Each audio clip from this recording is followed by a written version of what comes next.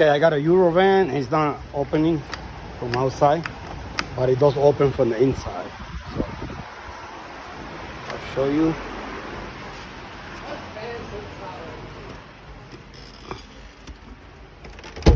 See that? It opens from the inside, but not the outside. So let me see what's going on.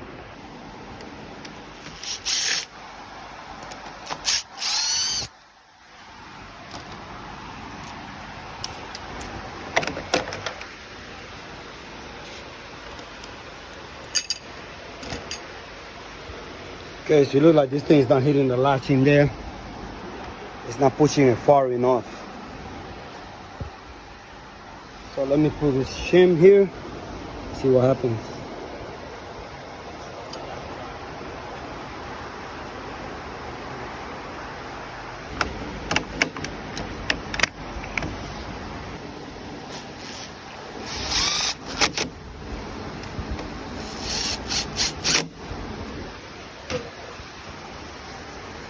Let's try now.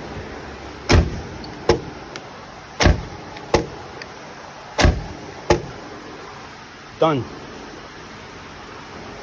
Guys, thumb up if you like the video, subscribe if you haven't.